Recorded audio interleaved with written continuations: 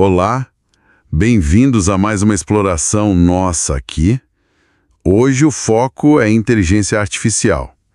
Temos duas novidades aí que, olha, estão dando o que falar. Tem fontes detalhando um novo modelo de geração de imagens do Google, sabe? O Gemini 2.5 Flash Image Preview, que já até ganhou um apelido, Nano Banana. E, além disso, vamos dar uma olhada na movimentação da Anthropic para integrar o Cloud, o modelo deles, direto nos navegadores. A ideia aqui é, ir um pouco além da notícia, né? Entender o que esses avanços significam na prática, quais são as capacidades reais e os limites, qual o impacto que isso pode ter. O que esse Nano Banana do Google consegue fazer com imagem de verdade? E essa integração do Cloud, como pode mudar a nossa experiência na internet? Ou será que não muda tanto assim? Ok, vamos investigar isso. Então, começando pelo Google e o Nano Banana. Eles estão falando que é o estado da arte, né? Para gerar e editar imagem. Prometem velocidade e algo que o pessoal quer muito, consistência de personagem. Um teste inicial que as fontes trouxeram, achei bem criativo. Foi gerar uma cena, bem complexa. Uma onça pintada com chapéu de cangaceiro, tocando sanfona. Num duelo. Com um jacaré, de viola caipira. Um prompt super específico, né? Tentando pegar detalhe de concentração, de intimidação mútua. É interessante ver o Google se posicionando assim, de forma tão forte, né? Nesse campo de geração de imagem de alta qualidade. Claramente é uma resposta para a concorrência que está aí. Essa promessa de ser o melhor junto com velocidade e, crucialmente, a consistência de personagens. Isso ataca dores que quem usa essas ferramentas já conhece bem, sabe? Manter um personagem reconhecível em várias imagens diferentes é um desafio técnico bem grande. E como é que ele se saiu na prática? Nos testes que as fontes fizeram. Começando por essa parte de editar e manter a consistência. Com essa cena da onça e do jacaré, mudar o ponto de vista não foi tão direto assim. Pedidos mais genéricos, tipo vista de lado, não funcionaram muito bem não, teve que detalhar bem mais. Exato. Comandos como vista de cima ou ponto de vista da câmera de trás do jacaré, esses sim acabaram funcionando, sabe? Mostrando a cena consistentemente, só que de ângulos novos. Isso mostra que o modelo tem sim uma compreensão espacial, ele consegue recriar a cena. Não só mexer nos pixels, mas, por outro lado, né, mostra que saber fazer um bom prompt continua sendo essencial. E pequenos detalhes, tipo aquele sol que ficou persistindo meio fora do lugar em algumas vistas, mostra que ainda tem arestas para parar, né? Entendi. Quer dizer, ele até consegue refazer a cena, mas exige que a pessoa saiba pedir direitinho. E sobre entender conceitos? Sei lá, tipo física ou a passagem do tempo. Tiveram uns testes interessantes aí também, né? Sim, exploraram isso com alguns exemplos, sim. Um deles foi pedir a evolução de uma vela, sabe? Ao longo de horas. Apagada, aí depois queimando um pouquinho e no fim quase toda derretida. Conceitualmente funcionou bem. Outro exemplo foi com um torrão de açúcar, sendo atacado por formigas com o tempo. Aí mostrou um aumento gradual delas. Isso sugere que o modelo consegue sim processar essa ideia de progressão no tempo, causa e efeito, pelo menos em cenários mais simples. Teve também aquele teste com carros, né? Mostrando a evolução de um Fusca lá de 1940 até 2025. O resultado pegou bem a estética de cada época, terminando com um carro mais moderno, talvez elétrico. Mas aí vem um ponto curioso. Quando pediram a evolução do Cybertruck da Tesla e de um carro da BYD para datas bem futuras, tipo 2050 e 2100. Aí o padrão mudou. Nos dois casos, 2050 mostrou um cenário futurista, ok?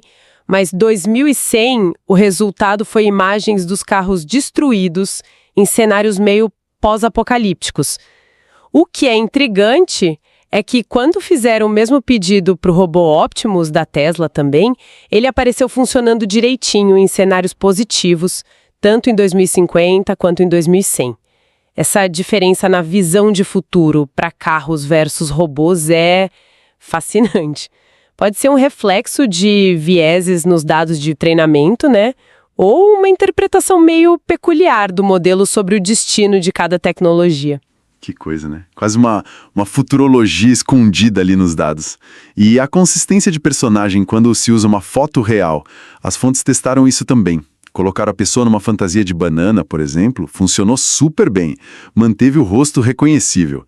Até mudar a expressão facial para parecer, sei lá, fracassado, resultou em mudanças sutis, coerentes. E são pontos positivos, sim. Indicam uma boa capacidade de manter a identidade em edições mais diretas, digamos.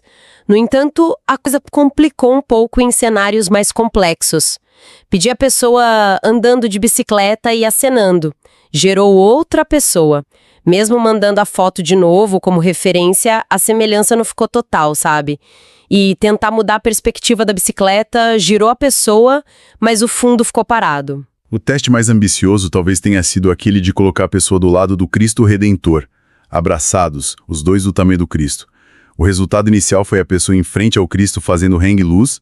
Uma observação interessante da fonte foi que essa imagem específica parecia, nossa, incrivelmente irrealista, quase uma foto de verdade. Mas as tentativas de conseguir o abraço mesmo falharam, gerando uns resultados meio bizarros ou perdendo a semelhança da pessoa. Isso resume bem o estado atual, eu acho. É bom para edições mais simples, reconhecimento facial básico, mas ainda tem dificuldade em manter a identidade em ações mais complexas ou interações espaciais muito específicas. Aquele sentimento de será que sou eu mesmo nessa foto? É super importante para o uso pessoal, né? E parece que o Gemini ainda tem um caminho para garantir isso sempre. A necessidade de prompts muito precisos e de ir tentando de novo fica clara mais uma vez. Agora, um ponto que parece ter sido um salto bem grande: gerar texto dentro das imagens. Aqui a coisa fica realmente interessante. Historicamente era um ponto fraco do Gemini, né? Pediram para gerar uma lousa com umas frases longas, complexas, até uma parlenda infantil.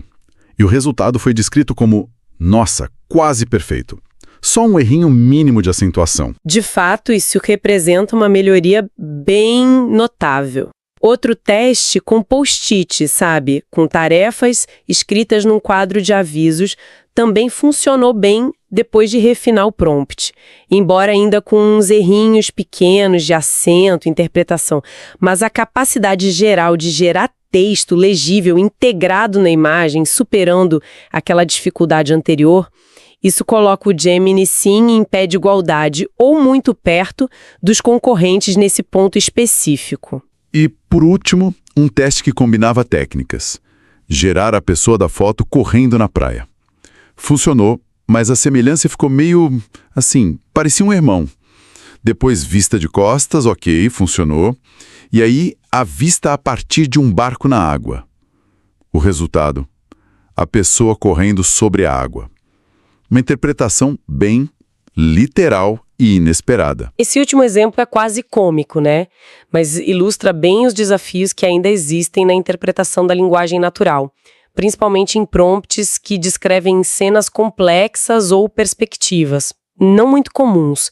Mostra a capacidade de tentar executar assim, mas também a literalidade e a falta de senso comum que ainda caracteriza essas IAs. Ok, então, resumindo o Gemini Nano Banana, parece um avanço claro do Google em geração de imagens. Pontos fortes na melhoria do texto, boa capacidade de recriar cenas de ângulos diferentes, se pedir direitinho, e alguma noção de tempo e física. Pontos fracos ainda incluem a consistência da identidade em situações mais complexas, a necessidade de prompts bem detalhados e essas interpretações literais de vez em quando. A competição esquentou mesmo. Com certeza. As fontes indicam que o Google se aproximou muito dos líderes, sim, deixando a competição, como dizem, pau a pau. Para quem usa essas ferramentas, isso significa mais opções, né? E talvez uma escolha que vai depender mais da tarefa específica do que de uma superioridade absoluta de um modelo sobre o outro. A questão agora é se ele já é bom o suficiente para substituir outras ferramentas em certos fluxos de trabalho. Bem interessante isso. Agora, mudando um pouquinho o foco, vamos para Anthropic e o Claude. A notícia é sobre testes de integração do Claude direto no navegador Chrome por uma extensão. A proposta é bem diferente da geração de imagens, né? Sim.